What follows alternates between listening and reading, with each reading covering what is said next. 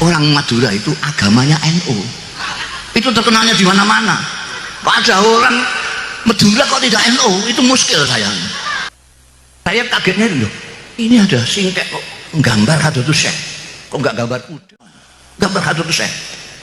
Saya tanya, duh sampai kok gambar ini, kan nggak lain-lainnya pada gambar gini, kok kamu gambar ini? Apa jawabnya? Saya kaget 2 kali.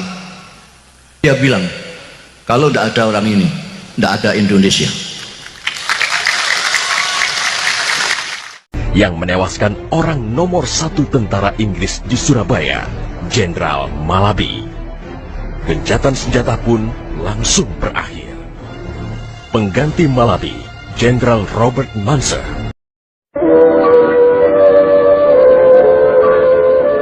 Darah merah yang dapat membikin setarik kain putih, merah dan putih.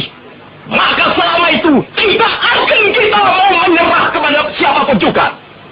Allahu Akbar, Allahu Akbar, Allahu Akbar. Merdeka!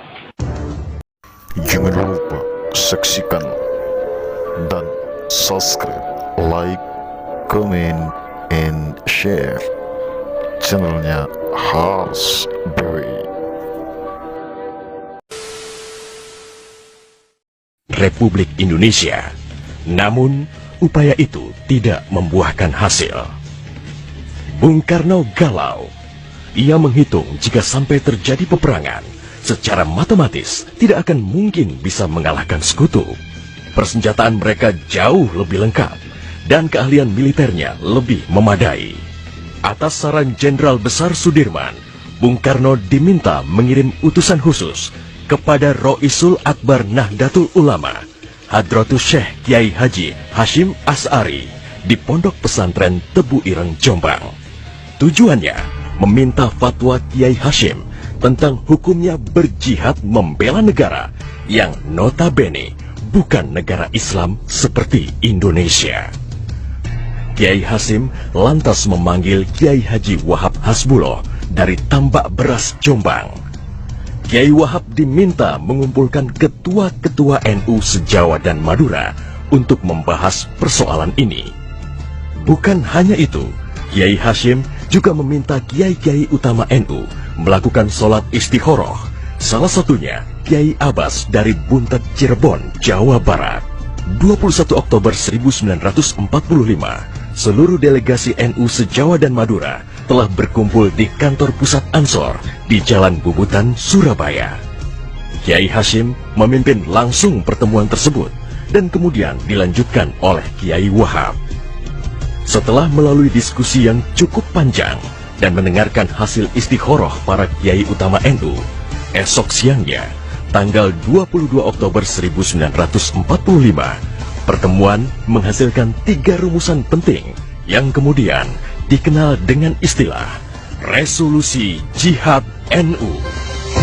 Pertama, setiap muslim, tua, muda, dan miskin sekalipun, wajib memerangi orang kafir yang merintangi kemerdekaan Indonesia. Kedua, pejuang yang mati dalam membela kemerdekaan Indonesia layak dianggap syuhada.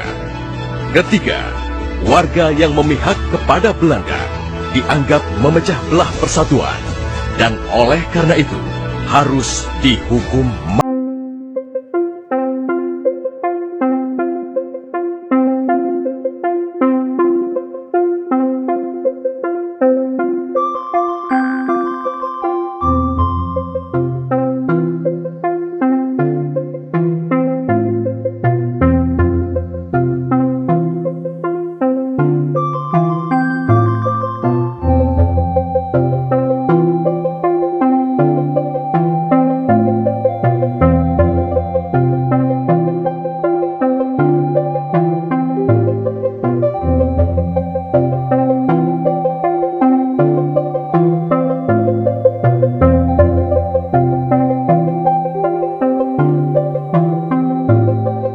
Menuju Surabaya. Situasi Surabaya. Mendengar ancaman itu, para komandan Laskar Hizbullah, Sabilillah, Mujahidin, PKR, dan para santri marah besar. seorang pemuda bernama Sutomo atau yang dikenal dengan Bung Tomo sowan kepada Kiai Hashim. Ia meminta izin kepada Kiai Hashim untuk menyiarkan dan menyebarluaskan resolusi jihad melalui radio. Bismillahirrahmanirrahim. Merdeka!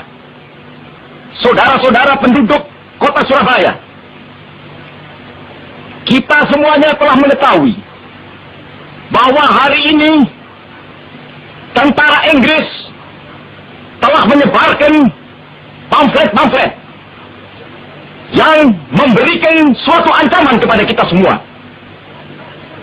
Kita diwajibkan untuk dalam waktu yang mereka tentukan menyerahkan senjata-senjata yang telah kita rebut dari tangannya tentara Jepang. Tetapi inilah jawaban kita.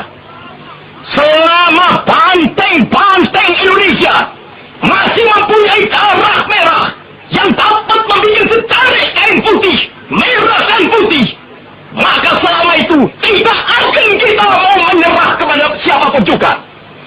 Allahu Akbar, Allahu Akbar, Allahu Akbar. Merdeka! Pertempuran 10 November membuat malu tentara Inggris. Target mereka menguasai Surabaya dalam waktu 3 hari tak terbukti.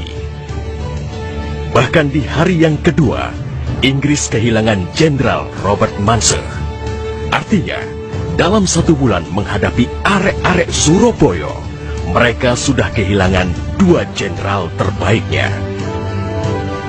Perang Surabaya berlangsung selama 3 minggu. Takbir dan pekik merdeka menggema selama pertempuran berlangsung.